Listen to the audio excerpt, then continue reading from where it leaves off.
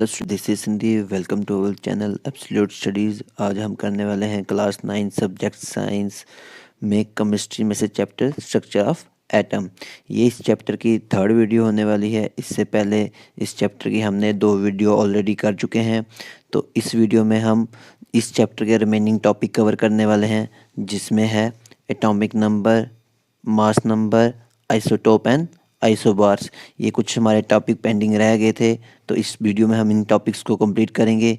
उससे पहले जिन स्टूडेंट्स ने अभी तक इस चैप्टर की फर्स्ट 2 वीडियो नहीं चेकआउट की, वो प्लीज़ पहले जाके फर्स्ट 2 वीडियो चेकआउट कर लें, ताकि ये कंसेप्ट उनको ईजिली क्लियर हो पाए। तो चलिए स्टूडेंट्स, शुरू करते हैं आज का पहला topic, atomic number. Atomic number समझने से पहले इसकी डेफिनेशन पढ़ लेते हैं। अब डेफिनेशन में क्या लिखा हुआ है? Total number of protons lying in the nucleus of an atom is called atomic number. अब एटॉमिक नंबर क्या कहता है कि एक एटम के न्यूक्लियस में कितने प्रोटॉन्स हैं, जितने उसके प्रोटॉन्स होंगे वही उसका क्या हो जाएगा? Atomic number. और एटॉमिक नंबर को किससे डिनोट किया जाता है? Z के साथ। अब जैसे कि आप कार्बन का एटॉमिक नंबर क्या हो जाता है? 6। ऑक्सीजन का एटॉमिक नंबर क्या हो जाता है? 8। ठीक है, चलिए तो नेक्स्ट देखते हैं हम हमारा मास नंबर। अब मास नंबर क्या हो जाएगा? मास हो जाएगा, it is a sum of total number of protons and neutrons lying in the nucleus of an atom.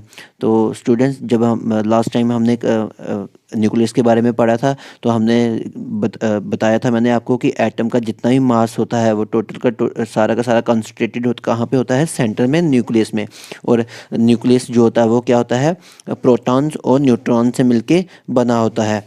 तो जितना भी, और ये भी मैंने आपको बताया था कि जो इलेक्ट्रॉन्स एक एटम्स के इलेक्ट्रॉन्स जो होते हैं वो एटम्स के अराउंड रिवॉल्व करते हैं फिक्स्ड ऑर्बिट में। उनका जो मास है वो नेग्लिजिबल कंसीडर किया जाता है। इसलिए किसी भी एक एटम का मास नंबर क्या हो जाता है? Number of protons plus number of neutrons. कि एक एटम में कितने प्रोटॉन्स हैं और कितने न्यूट्रॉन्स हैं, उन दोनों को मिला के क्या निकाला जाता है? एक एटम का मास निकाला जाता है। जैसे हमने ऊपर एग्जांपल ली थी कार्बन की, उसका एटॉमिक नंबर क्या था? 6। एटॉमिक नंबर का हम कैसे डिफाइन कर रहे थे कि प्रोटॉन कितने हैं? तो प्रोटॉन तो सेम आ जाएंगे 6। अब कार्बन में जितने प्रोटॉन्स होते हैं उतने ही क्या होते हैं? उतने ही न्यूट्रॉन्स होते हैं।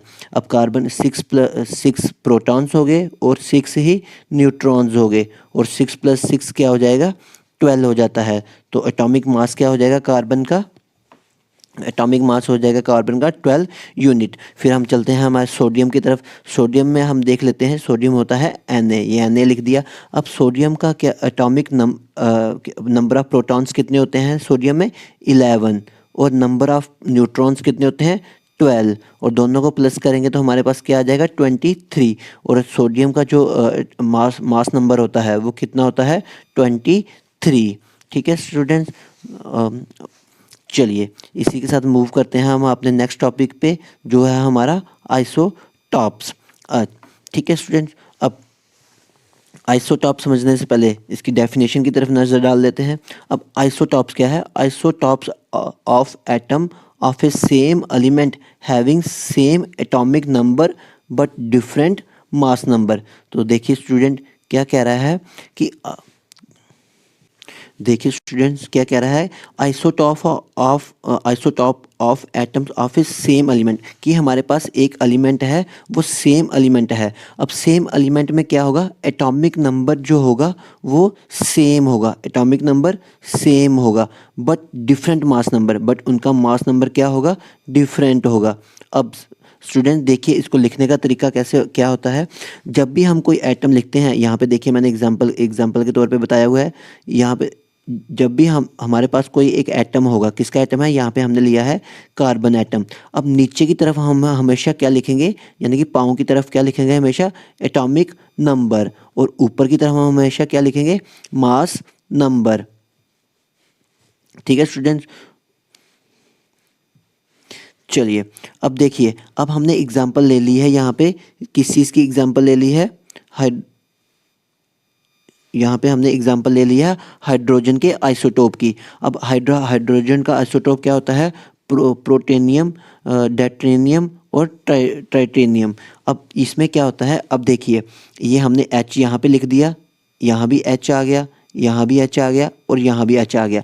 अभी अभी हमने आइसोटोप में क्या पढ़ा है, क्या पढ़ा है कि क्या होता है, एटॉमिक नंबर सेम होता है। और यहाँ पे देख, और एटॉमिक नंबर हम कहाँ लिखते हैं, पाँव की तरफ लिखते हैं, नीचे की तरफ। यहाँ पे देखिए 1 आ गया, ये 1 आ गया और सेम यहाँ भी 1 आ गया, यानी कि एटॉमिक नंबर क्या हो गया, सेम आ गया।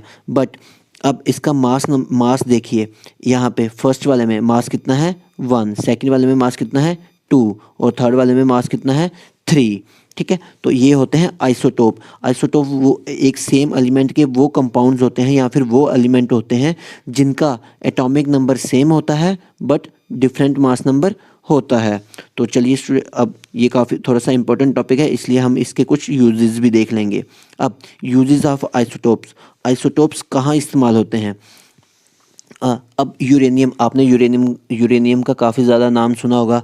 क्यों सुना होगा, क्योंकि जो आपने काफ़ी ज़्यादा एक कंट्रीज़ जो होती हैं वो एक दूसरे को वो थ्रेटन करती रहती हैं कि हम आप पे न्यूक्लियर बम गिरा देंगे, न्यूक्लियर बम गिरा देंगे। अब यूरेनियम क्या है, एक रेडियो एक्टिव कंपाउंड है, रेडियो एक्टिव कंपाउंड है और जिससे न्यूक्लियर बम बनाने के काम में लिया जाता है। चलिए वो तो अलग टॉपिक है, उसको उसको उस पे हम नहीं जाएंगे, अभी के लिए जो हमारे सब्जेक्ट के रिलेटेड है उसी पे रहेंगे। ठीक, अब यूरेनियम का, इसके भी क्या होते हैं, यूरेनियम के भी अलग अलग टाइप के आइसोटोप्स होते हैं। अब कुछ आइसोटोप्स जो होते हैं वो न्यूक्लियर रिएक्टर में, अब न्यूक्लियर रिएक्टर तो न्यूक्लियर रिएक्टर क्या होता है, एक रिएक्टर बनाया जाता है जिससे इलेक्ट्रिसिटी जनरेट की जाती है। अब कुछ आइसोटोप्स होते हैं यूरेनियम के जिससे न्यूक्लियर रिएक्टर में एज ए फ्यूल यूज़ किया जाता है, किस चीज़ के लिए, एनर्जी जनरेट करने के लिए, यानी कि इलेक्ट्रिसिटी जनरेट करने के लिए।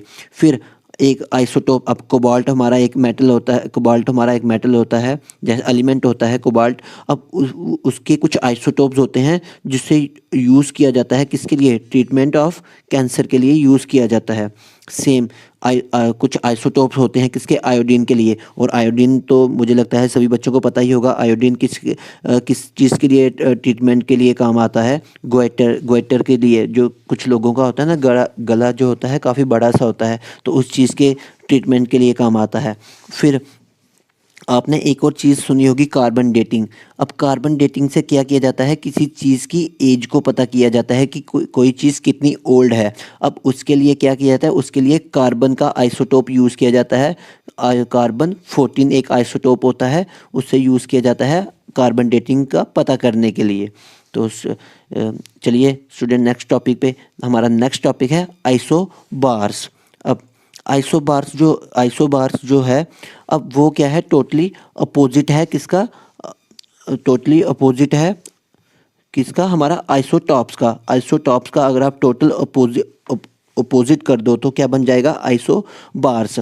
अब आइसोबार्स में क्या होता है, अब सेम वही जैसे अब पहले वाले में क्या हो रहा था, एटॉमिक जो हमारा था, एटॉमिक नंबर जो था, यानी कि हमारा एटॉमिक नंबर जो था वो सेम रह रहा था, सिर्फ और सिर्फ मास चेंज हो रहा था।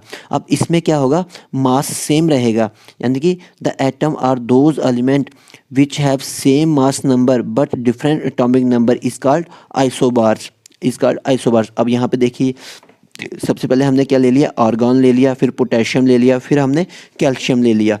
अब पाँव की तरफ हम क्या लिखते हैं, एटॉमिक नंबर लिखते हैं। अब आर्गॉन का एटॉमिक नंबर कितना होता है 18, पोटेशियम का कितना होता है 19 और कैल्शियम का कितना होता है 20। बट अब इनका अगर आप इनका मास देखोगे, इनका मास तीनों का सेम होता है, इसका भी 40 होता है, इसका भी 40 होता है और इसका भी 40 होता है। तो ये एग्जाम्पल हो जाएगी किसकी, आइसोबार्स की। ठीक है स्टूडेंट, चलिए स्टूडेंट, अब इसी आइसोबार्स के टॉपिक के साथ हमारा ये चैप्टर कंप्लीट होता है। और इसी के साथ जो भी जितनी भी एक्सप्लेनेशन थी इस चैप्टर की वो ख़त्म होती है। तो मैं अब उम्मीद करता हूँ कि जितने भी कॉन्सेप्ट मैंने आपको पढ़ाए हैं तो वो अच्छे से आपको समझ में आए हैं। अगर अच्छे से समझ में आ गए हों तो प्लीज़ इस वीडियो को लाइक कर दीजिए, अपने क्लासमेट के साथ भी शेयर कर दीजिए और सब्सक्राइब भी ज़रूर करें। और मैथ और साइंस के रिलेटेड ऐसी ही वीडियो इस चैनल पे आती रहेंगी। Thank you.